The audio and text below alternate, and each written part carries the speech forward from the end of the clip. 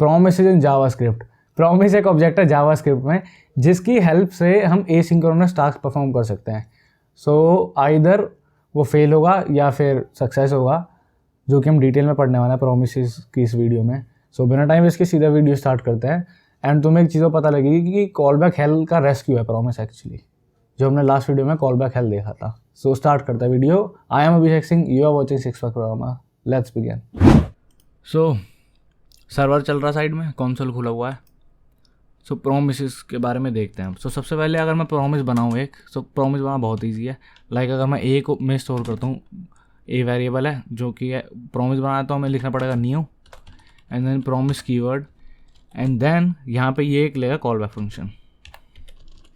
बस यहाँ पे किसी भी नाम से पैरामीटर दे सकते हो, बट इंडस्ट्री स्टैंडर्ड्स के हिसाब से जो नाम चलता आ रहे हैं वही दे रहा हूँ मैं। पहला हो गया रिजॉल्व, दूसरा हो गया रिजेक्ट। नाम कुछ भी दे सकते हो, बट इनका असली मतलब यही रहेगा। फर्स्ट वाला रिजॉल्व, सेकंड वाला रिजेक्ट। रिजॉल्व और रिजेक्ट समझने से पहले प्रॉमिस के बारे में समझते हैं। प्रॉमिस है क्या आखिर? Just like in real world, promise क्या होता है? मतलब किसी को प्रॉमिस किया है तो दो ही काम हो सकते हैं, या तो वो प्रॉमिस रिजॉल्व होगा, रिजॉल्व मतलब फुलफिल्ड, पूरा कर दिया प्रॉमिस, अदरवाइज वो रिजेक्ट होगा या फिर पेंडिंग होगा। फॉर एग्जांपल मैंने कहा तुम्हें कि मैं पानी का ग्लास ला के दूंगा, तो जब तक मैं ग्लास नहीं दे रहा ला के, तब तक वो पेंडिंग स्टेट में है, राइट? ऑब्वियसली इनिशियली और स्टार्टिंग में एकदम पेंडिंग है। मैंने बोला था ग्लास ला के दूंगा, और एग्जैक्ट टाइम और बता देता हूँ कि अगले 1 घंटे में तुम्हारे को ग्लास ला के दूंगा पानी का, बट 1 घंटे तक वो पेंडिंग स्टेट में, क्योंकि 1 घंटे का टाइम है। 1 घंटे के बाद आइदर वो रिजेक्ट होगा या फुलफिल्ड होगा। फुलफिल मतलब वही रिजॉल्व। रिजेक्ट का मतलब तो पता ही है कि मैंने नहीं दिया ला के ग्लास पानी का, तो रिजेक्ट हो गया, वो प्रॉमिस फिनिश, झूठा निकला मैं। अदरवाइज रिजॉल्व मतलब पूरा कर दिया मैंने, फुलफिल्ड हो गया। सो यहाँ पे वही मतलब है रिजॉल्व और रिजेक्ट का। सो प्रॉमिस या तो रिजॉल्व इनिशियली पेंडिंग होगा, पेंडिंग के बाद या तो वो रिजॉल्व होगा या रिजेक्ट होगा।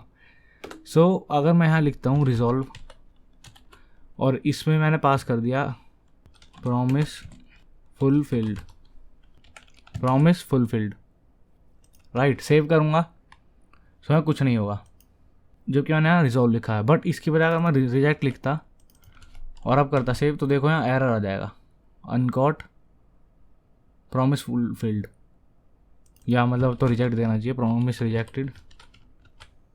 सो एरर आ गया। सो ये जो तुम ऊपर देख रहे हो ये फंक्शन, इसे हम जो कॉल कर रहे हैं, इसे बेसिकली जब मैंने लिखा था कुछ नहीं हुआ, क्योंकि उसके लिए हमारे पास अलग से मेथड होता है देन। सो अगर मैं ए डॉट करूँ, यहाँ पे तुम्हें दिखेंगे 3 block, catch, then, catch finally end then. So और मैं देन दिखाता हूँ, यहाँ पे अगेन ये कॉल बैक फंक्शन मांगता है। अब जो भी मैं पैरामीटर रखूँगा, लाइक पैरामीटर, सो जो भी यहाँ पैरामीटर होगा इसमें इसकी वैल्यू है। सो रिजॉल्व जो बेसिकली तुम देख रहे हो, इसको कॉल करने का मतलब है इस कॉल बैक फंक्शन का कॉल हुआ है और इसके अंदर ये पास किया है, तो ऑब्वियसली पैरामीटर की वैल्यू इसके इक्वलेंट हो जाएगी। सो अगर मैं करता हूँ कंसोल लॉग पैरामीटर, सो मुझे वैल्यू मिलेगी प्रॉमिस फुलफिल्ड, ठीक है? अगर रिजेक्ट करना हो तो मुझे इसके बजाय अगर मैं लाइन कमेंट करूँ, नीचे लिखूँ रिजेक्ट और यहाँ लिख दूँ सम टेक्निकल एरर, तो वो ऐसी एरर दिख गया। बट मुझे एरर को भी तमीज़ से हैंडल करके कंसोल लॉग में दिखाना है। तो हमारे पास क्या करना है, यहाँ पे जो फर्स्ट वाला हमने इसमें कॉल बैक दिया है, ये तो हो गया first call back function resolve के लिए। इसी में अगर मैं कॉमा ला के कोड दे दूँ कॉल बैक फंक्शन, ये होगा रिजेक्ट के लिए। देखो यहाँ ऊपर लिखा भी आया था, ये देखो लिखा भी आ रहा है, ये ऑन रिजेक्ट हैंडलर है। सो फंक्शन देना ऑन रिजेक्ट के लिए।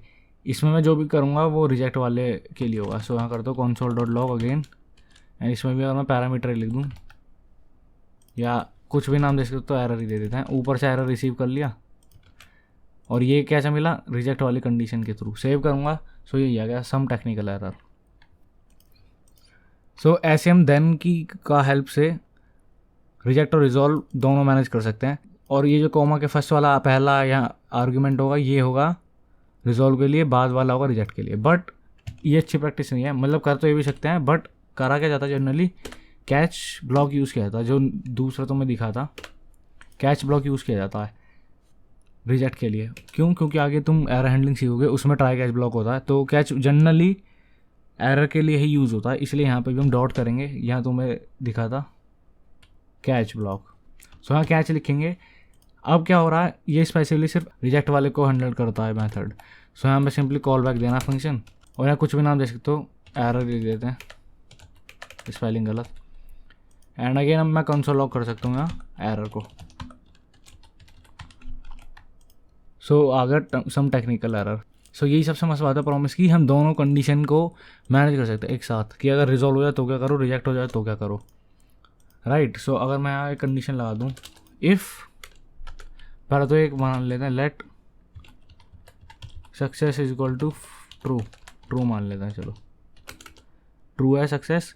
एंड यहाँ हमने कर दिया इफ़ सक्सेस, सक्सेस अगर ट्रू हो तो ये, अदरवाइज ये जो यहाँ लिखेंगे। सो क्या करा मैंने, तुम्हें पता अगर एक ही लाइन हो तो कर्ली ब्रैकेट लाने जो होती हैं। सो अगर सक्सेस है तो रिजॉल्व कर देंगे, अदरवाइज ये।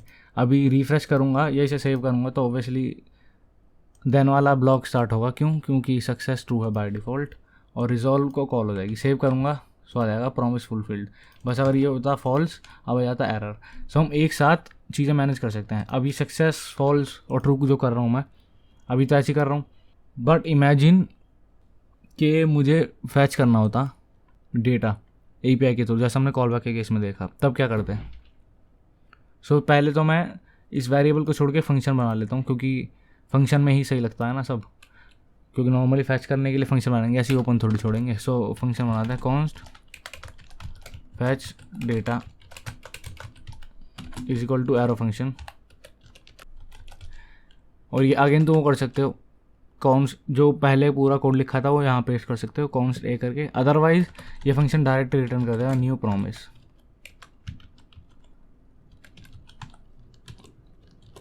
While having the same parameter reject and resolve. हम करेंगे कॉन्स्ट एरे, या एरे ऊपर ही बना लेते हैं एक, बट इस एरे में पुश करेंगे, वो भी सेट टाइम आउट ला के, 2 सेकंड का सेट टाइम आउट। इसमें हमने कर दिया एरे डॉट पुश, ऑब्जेक्ट भेज देते हैं,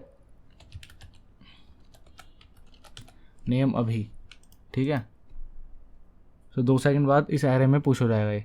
2 सेकंड बाद हम इमेजिन कर लेंगे, ठीक है, ये हमें डेटा मिल गया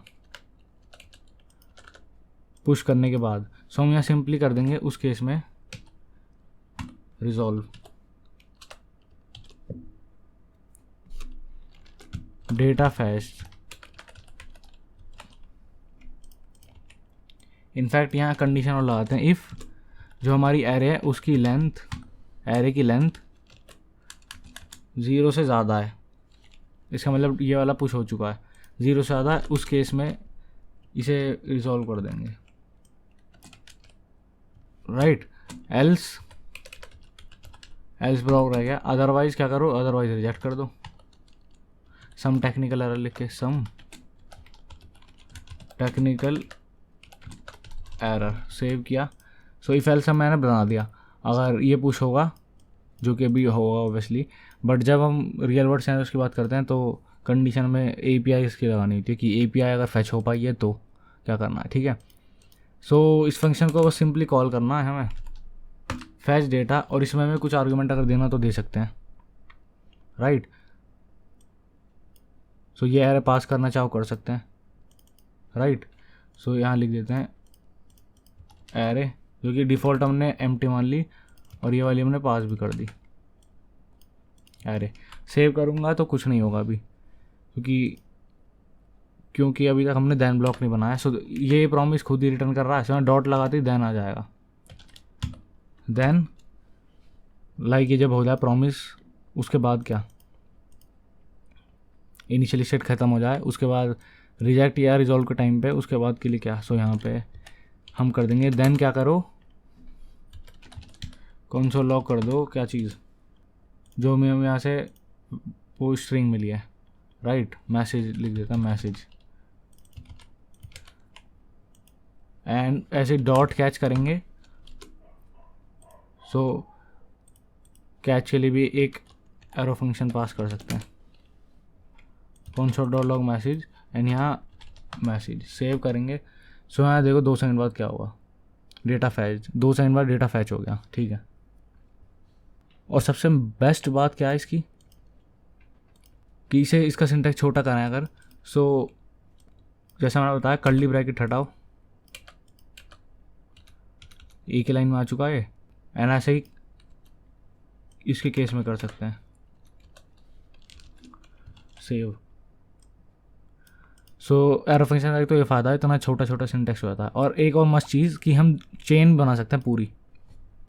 एक और मस्त चीज़ मैं ध्यान दिया हो तो देन था, कैश था, और इसके बाद अलावा एक और ब्लॉक था फाइनली। सो एक तो कॉलन हटाना पड़ेगा डॉट, क्योंकि इसी पे चेन लगा रहे हैं ना। सो तीसरा ब्लॉक था फाइनली। फाइनली अगर मैं दिखाऊं सो पहले तो मैं इसे ऐसे सेव कर देता हूँ ताकि नीचे आता है। सो एक तो यहाँ देखो कॉलन नहीं है, ये डॉट स्पेस की वजह से नीचे आई है, अदरवाइज पीछे लगे हुए हैं सारे डॉट। हाँ, सो फाइनली अगर मैं दिखाऊं कर्ली ब्रैकेट जो नहीं है, एक ही लाइन का कोड है, console.log will work either way।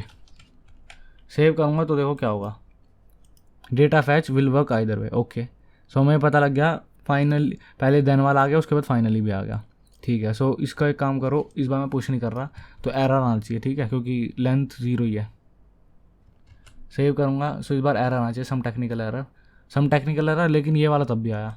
हाँ, तो यही बात है, अगर रिजॉल्व होगा तो देन वाला ब्लॉक, रिजेक्ट होगा कैच वाला ब्लॉक, और फाइनली वाला है कि दोनों में से कुछ भी ये तो होगा ही होगा, राइट। सो उसके केस के लिए होता फाइनली। सेव करूँगा वापस से नॉर्मल करके, तो इस बार पहले देन वाला ब्लॉक, उसके बाद ये वाला ब्लॉक, ठीक है। एंड सबसे मस्त चीज़ चेन बना सकता पूरी देन की भी। सो अगर मैं लिखूँ डॉट देन, एंड यहीं पे अगर मैं कर दूँ console.log टू, सेव करूँ, सो देखो क्या होगा, डेटा फैच 2 और उससे आगे का, राइट। एंड अगेन मैं इसको कॉपी करके मल्टीपल टाइम्स लिख सकता हूँ। सो ये चेन हम कितनी भी लंबी बना सकते हैं, ये देखो, राइट। सो यही है प्रोमिसेस, और प्रोमिसेस काफ़ी ज़्यादा इंटरेस्टिंग चीज़ है।